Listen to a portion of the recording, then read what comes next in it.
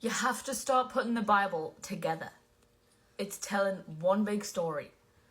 In fact, we're told in Acts that every prophet from Samuel all the way to Malachi, who prophesied of John the Baptist, making straight the way of Yeshua, was prophesying of this final generation.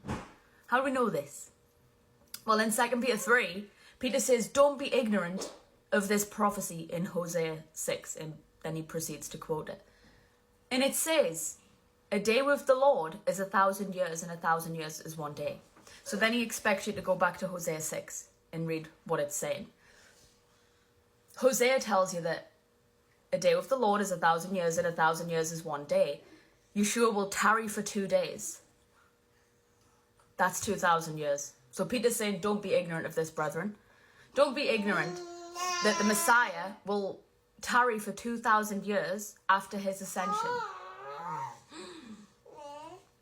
So what day is it right now? 2026? I think it's fair to say we're in the final generation. So we've figured out through reading line upon line, reading what Peter's quoting. We know that we are in the final generation. We also know that the final generation is where the generation of the upright rises up out of the generation of God's wrath.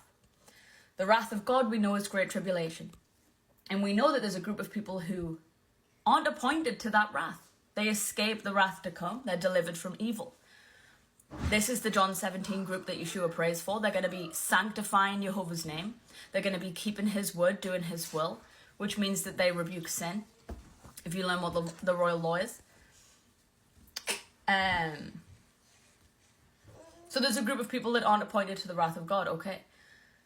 So now that we've laid some groundwork, we are the last generation, the generation of God's wrath. Or the generation of the upright, who won't be appointed to that wrath. So now we put together, let's say 3 prophecies, 3 bits of the Bible, and let's stick to the New Testament, or mostly to the New Testament, right? So Ephesians 5. God's wrath comes upon the children of disobedience. So disobedience to what? So we know the prophecy of Yeshua saying, depart from me. I never knew you. You who work what? Lawlessness, iniquity. Then you've got to couple that with the 2 Thessalonians 2 prophecy of God's people, God's church falling away, the apostasia, and accepting a replacement Messiah, Antichrist. That's what that means. Doesn't mean against, it means he's replaced him. So the church is apostate. This is the generation of God's wrath. It's okay. I know, I'll clean it off. Don't worry, I gave her it. And I shouldn't have. So God's church apostatize, they accept a replacement of the actual Messiah. And he's called the lawless one. Lawless. So God's wrath comes upon those children of disobedience. Those are the children that have accepted a replacement Messiah, the lawless one.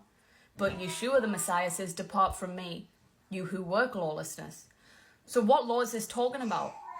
Because those are 3 prophecies together that's saying that if you disobey something, he comes upon you like a thief in the night, which is the wrath of God.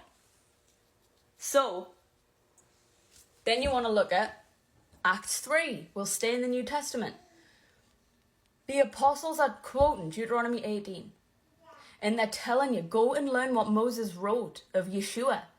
Because what does Yeshua say about this? If you don't learn what Moses wrote of him, you won't be able to believe him. You're going to be deceived by he who comes in his own name. This is John 5. Because you have not the love of God in you. John tells us that the love of God is that you keep his commandments. And his commandments aren't grievous. This is the same thing as return to your first love.